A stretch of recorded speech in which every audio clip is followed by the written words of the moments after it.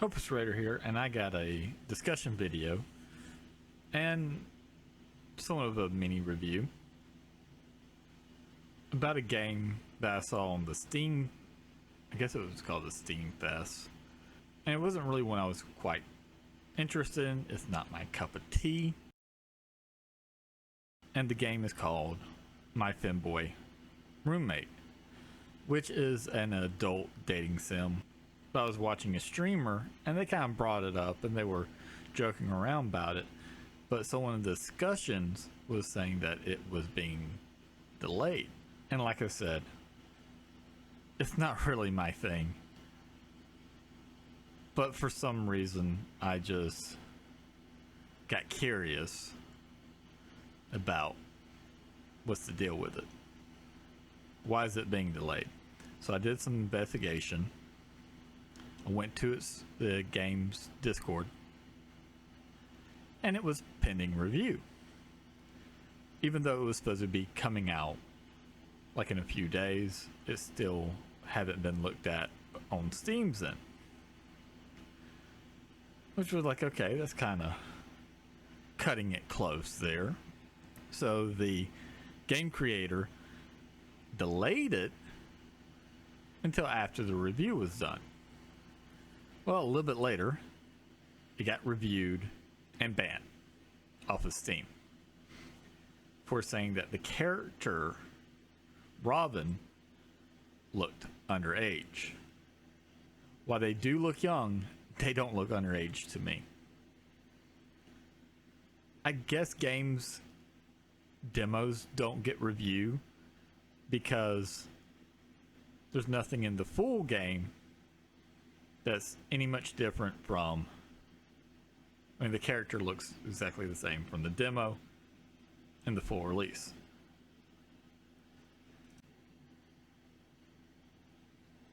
And I would say that the animation style is very anime inspired and was most likely done with AI.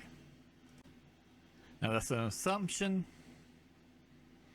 I don't know for sure, because there are people who do artwork similar to what you would say, oh yeah, that's clearly AI. So, in case I'm wrong, I don't think I am. I think this game was mostly developed with AI tools, which is fine, especially if you're just a one-guy indie creator. You need all the help you can get, you know? But like I said, it was done in the anime style. And Steam has a history of not liking that type of style. Like even games from Japan that were in the adult section, the localizers would have to edit it down or censor it pretty heavily in order for it to get released on Steam.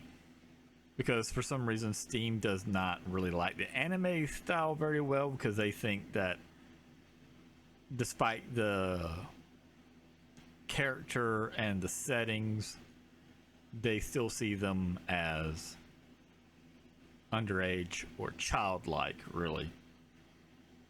So there is a history of biases from Steam. Some anime hate, you could say. And it's very similar to the hate that VTubers get. So if you were to do an anime character of a petite woman, they equal that to childlike. But in this case, Robin is a dude.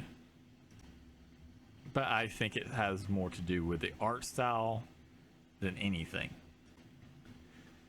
Now, nothing's going to change Steam's decision on the game, which is kind of not great for the creator.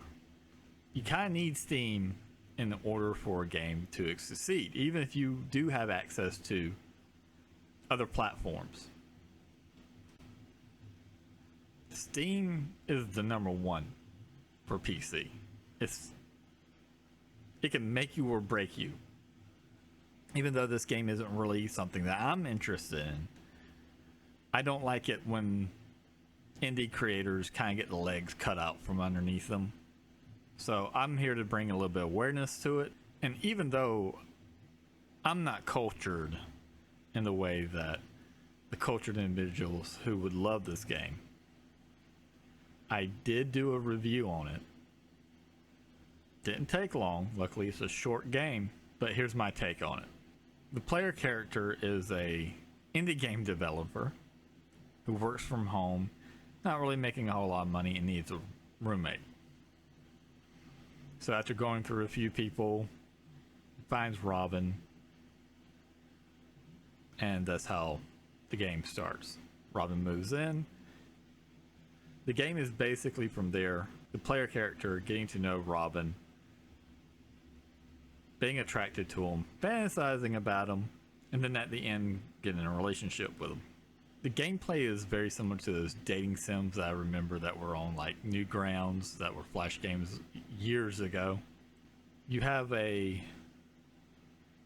stat system where you can increase your trust, affection, and desire. Those are the 3 stats you can rise with Robin. Only thing those stats do is just progress the game further to the next stage. It doesn't have anything to do with like the 3 different endings that there are. It doesn't affect them in any way. They're just there purely to progress the story. The main character who you play as comes off as a white knight with nice guy syndrome, and in some of the dialogue he'll preach about not sexualizing Robin while fantasizing about him in a sexual way. It's kind of funny, especially creeping kind of hard with the milkshake scene that you can choose when you talk to Robin. It's kind of weird, but other than that, it's pretty generic, which is good. Robin, on the other hand, I find to be more interesting of a character, or at least a more appealing character. Robin gives off this feel of something that you want to protect, like a cute little animal or something, which is good. And what he does for a living is being a live streamer, and he had a traumatic event with a stalker. And that's a whole situation that you had to overcome with him. The game is full of spicy scenes, so for those of you who are cultured enough for it, should find that pleasing. Now, my only real criticism of Robin's dialogue is in a point of the game where he's kind of bending. While he's already have voiced concerns of his viewers kind of sexualizing him, which is what led to the stalking, even though the game is heavily sexualizing him. Kind of ironic there. He even vents a little bit about his confusion of his sexuality and identity, which is kind of weird because up until that point he seemed very comfortable with his sexuality and was kind of sure of it. So that kind of came out of left field on that.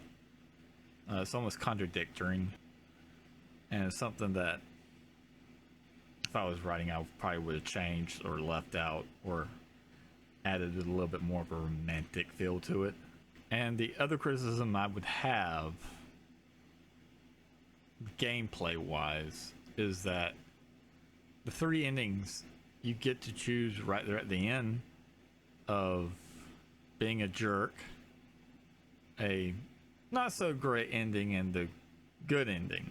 Like I said, the stats of trust and affection and desire has no bearing on that whatsoever, and it would have been kind of nice if it did. But overall, it's a perfectly good adult dating sim that caters to a niche audience, and it only costs $5, which is a price of a burger nowadays.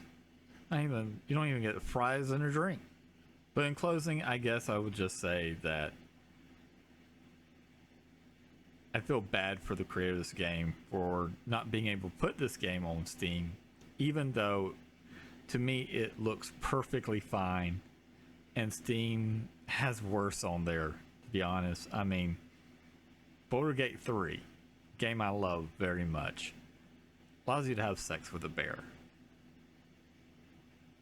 I mean, bestiality is allowed.